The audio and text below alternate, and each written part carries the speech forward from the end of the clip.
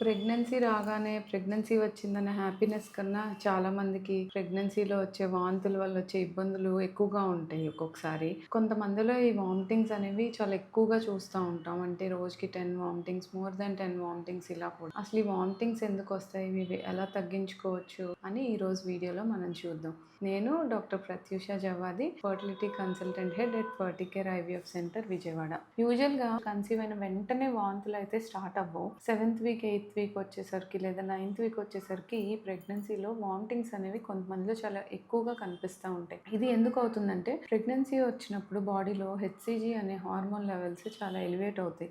ఈ HCG hormone levels elevate అవ్వటం వల్ల దాని యొక్క ఎఫెక్ట్ వల్ల మనకి ఈ వామిటింగ్స్ అనేవి చూస్తూ ఉంటాం. యూజువల్‌గా 3-4 వామిటింగ్స్ పర్ డే అనేది నార్మల్‌గా తీసుకుంటాం. 4-5 కూడా. కొంతమందికి అలా కాదు. ఏది తిన్నా వామిట్ అయిపోవటం, కొంచెం వాటర్ తాగినా వామిటింగ్ అయిపోవటం ఇలాంటివి జరుగుతూ ఉంటాయి. అసలు ఈ వామిటింగ్స్‌ని ఎలా తగ్గించొచ్చు? లేదా అసలు ఈ వామిటింగ్స్‌కి కారణాలు ఏంటి అని మనం కనుక చూసినట్లయితే ప్రెగ్నెన్సీలో మనకి ప్రొజెస్ట్రాన్ అనే హార్మోన్ చాలా ఎక్కువగా ఉంటుంది. సో ఇది బేబీ ఇంప్లాంటేషన్‌కి, బేబీ యొక్క ఫుడ్ సప్లై అంతా మెయింటైన్ చేయడానికి ఈ హార్మోన్ అనేది చాలా ఇంపార్టెంట్. ఈ ప్రొజెస్ట్రాన్ హార్మోన్ మన గట్ మీద కూడా యాక్ట్ చేసి గట్ యొక్క మొటిలిటీ అనేది అయితే తగ్గుతుంది. అంటే మనం తిన్న ఫుడ్ ఆ గట్ మొటిలిటీ తగ్గటం వల్ల డైజెషన్ అనేది చాలా డిలేడ్‌గా ఉంటుంది. మన గ్యాస్ట్రిక్ ఎంప్టీయింగ్ అనేది చాలా డిలేడ్‌గా ఉంటుంది. సో ఈ డిలేడ్ గ్యాస్ట్రిక్ ఎంప్టీయింగ్ వల్ల ఫుడ్ అనేది సరిగ్గా అరగకపోవటం వల్ల ఈ వామిటింగ్స్ అనేది ఇంక్రీజ్ అయ్యే ఛాన్స్ ఉంటుంది.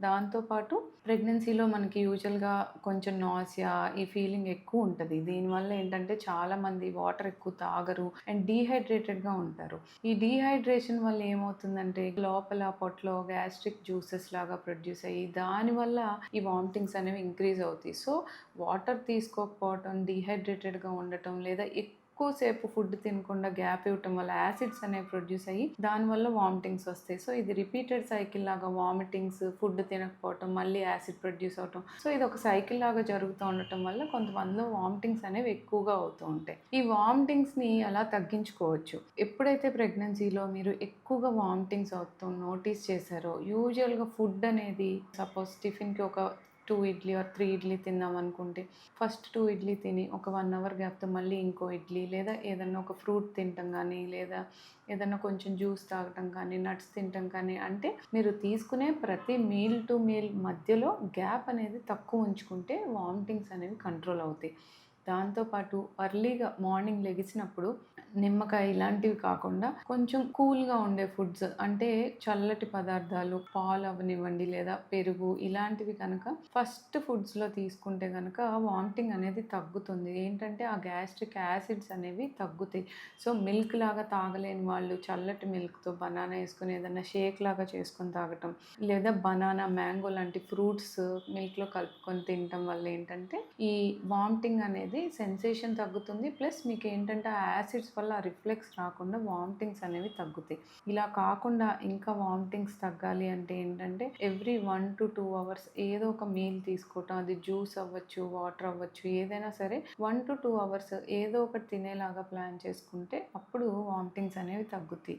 దీంతో పాటు ప్రెగ్నెన్సీలో డిలేడ్ ఎంప్టీయింగ్ ఉంటది కాబట్టి మీరు ఆ ప్రొజెస్ట్రాన్ వల్ల వచ్చే దాని ఎఫెక్ట్ తగ్గించుకోవాలంటే ఫుడ్ ఈజీగా డైజెస్ట్ అయ్యే ఫుడ్ తీసుకోవటం. అంటే బాగా మసాలాలు, కారాలు ఇలా ఉన్న ఫుడ్ కాకుండా నార్మల్‌గా కొంచెం అన్నం, పప్పు, చారు ఇలాంటివి లేదా బీరకాయ, పొట్లకాయ అలాంటి కూరలు కనుక తిన్నట్లయితే ఈ వామిటింగ్స్ అనేవి తగ్గుతాయి. ఎప్పుడైతే బాగా ఫ్రైడ్ ఫుడ్స్, ఆయిలీ ఫుడ్స్ తింటాం లేదా నాన్ వెజ్ ఎక్కువ తింటాం ఇవి గనక మీరు అలానే కంటిన్యూ చేస్తే మసాలాలు ఎక్కువ ఫుడ్స్ తీసుకోవటం వల్ల యాసిడ్ ఇంకా పెరిగి ఆ రిఫ్లెక్స్ అనేది మీకు వామిటింగ్స్ లాగా వస్తది. సో ఇంకా ఇన్ని చేసినా మీరు అన్ని జాగ్రత్తలు తీసుకున్నా ఇంకా వామిటింగ్స్ అవుతున్నాయి, తగ్గట్లేదు, చాలా ఎక్కువ అవుతున్నాయి అంటే మాత్రం కంపల్సరీ గైనకాలజిస్ట్‌ని కన్సల్ట్ చేస్తే వాళ్ళు urine test, blood test, dehydration ఉందా లేదా ఇవన్నీ చూసుకొని దానికి కావాల్సిన ట్రీట్మెంట్ కొన్ని టాబ్లెట్స్ ఇస్తే ఈ వామిటింగ్స్ అనేవి కంట్రోల్ అవుతాయి. సో ఇలా ఎప్పుడన్నా వామిటింగ్స్‌తో ఎక్కువ సఫర్ అవుతుంటే మాత్రం